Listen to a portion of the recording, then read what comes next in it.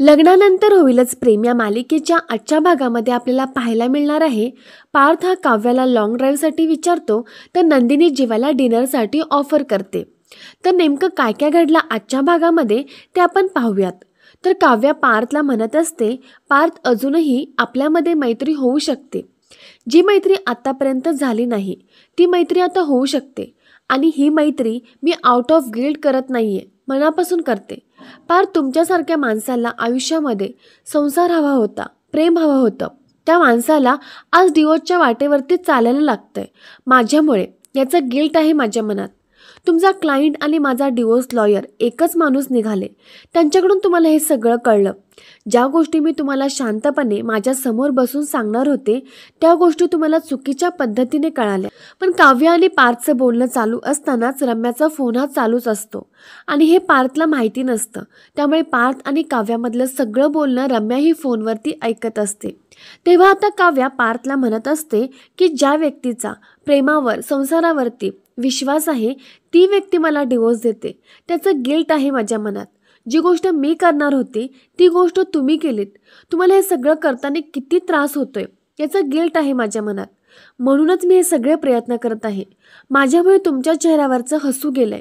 निदान आता उरलेले काही दिवस ते हसू तुमच्या चेहऱ्यावरती परत यावं माझ्यामुळे, म्हणून मी हे सगळं करते. तर आता रम्याने इकडे सगळं काही पार्थ आणि काव्याचं बोलणं ऐकलेलं असतं आणि आता तिला हे समजलेलं असतं की पार्थ हा काव्याला डिवोर्स देणार आहे. आणि हे ऐकून रम्या खूपच खुश होते आणि म्हणते की पार्थ काव्याला डिवोर्स देणार म्हणजे जे व्हावं म्हणून मी इतके दिवस प्रयत्न करत होते ते पार्थकडून आधीच झालंय. ती म्हणते मला सगळ्यात आधी आता आईशी बोललं पाहिजे आणि मग ती वसुंधराला फोन करते. पण इकडे वसु आत्या त्यांचा पाय मुरगळल्यामुळे लंगडतच जिना उतरत असतात. त्या म्हणतात, टुनुक टुनुक भोपळ्यामधल्या म्हातारीसारखी गत झाली आहे माझी. त्या म्हणतात, मालिनी आणि कल्पना स्वयंपाकघरात आहेत ना, तर बरंच आहे, मला पटकन काव्याच्या रूममध्ये जाता येईल. आणि तेवढ्यातच रम्याचा फोन येतो.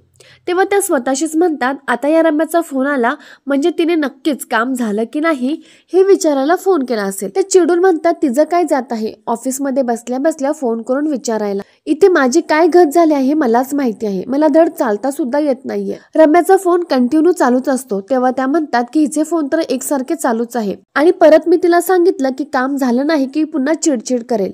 आणि मग वसु आत्या तिचा फोन उचलतच नाही आणि मग त्या तशाच लंगडत लंगडत काव्याच्या रूममध्ये जातात. तर आता इकडे आनंद निवासमध्ये नंदिनी बाहेर गार्डनमध्ये उभी असते. तेव्हाच जीवा तिच्या मागे जातो आणि कविता म्हणायला लागतो, तुझं प्रेम वेडं उशिराच कळतं मला थोडं. सोडूया का जरा आपल्या नात्यातलं कोडं. आता ही कविता ऐकल्यावरती नंदिनी जीवाकडे बघतच असते, कारण की ही कविता नंदिनीने जीवाला ऐकवलेली असते आणि ती त्याला म्हणालेली असते की ही कविता माझ्या आयुष्यामधली पहिलीच कविता आहे.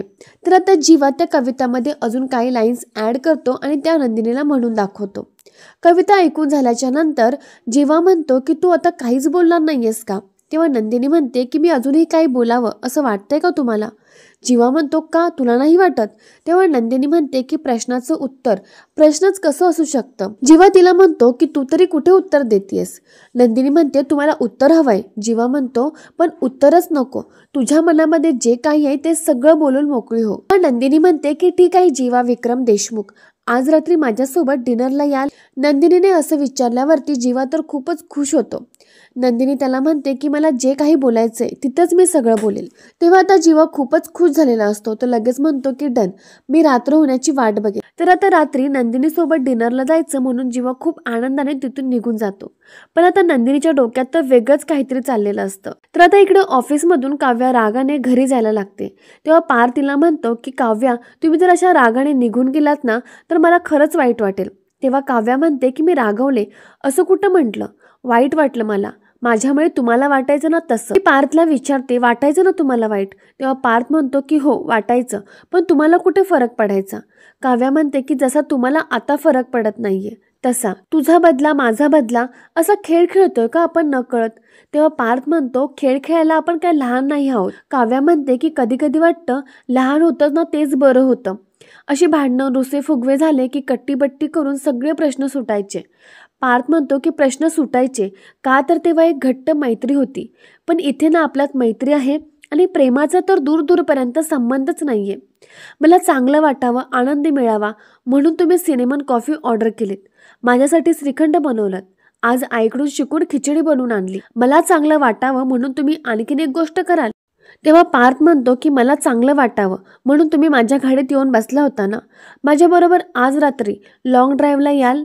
पार्थ असं बोलल्यावरती काव्या पार्थकडे बघतच राहते आणि पार्थला म्हणते की हो, नक्की येईल, तुम्हाला आनंद मिळावा यासाठी मी काहीही करायला तयार आहे. तर आता काव्या आणि पार्थ आज रात्री आपल्याला लॉंग ड्राईव्हला गेलेले बघायला मिळेल. तर आता इकडे वसू आत्यांना काव्याच्या रूममध्ये ती फायनली डिवोर्सची फाईल भेटलेली असते आणि ती पेपर घेऊन पळतच बाहेर येतात आणि मोठमोठ्याने बोलतात की मालिनी लवकर या.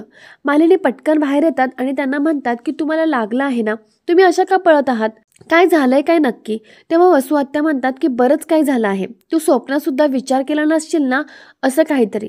मालिनीताई म्हणतात की ते जाऊ द्या, पण तुमचा पाय मुरगळला तर तुम्ही खाली कशाला आलात. वसू आत्या म्हणतात की मला तुला काहीतरी सांगायचं आहे, मी तुला नेहमी सांगते ना की माझी नजर खूप शार्प आहे, मी माणसं लगेच ओळखते आणि मी नेहमी जे बोलते ते खरं होतं, मला तुला खूप काही महत्त्वाचं सांगायचं आहे.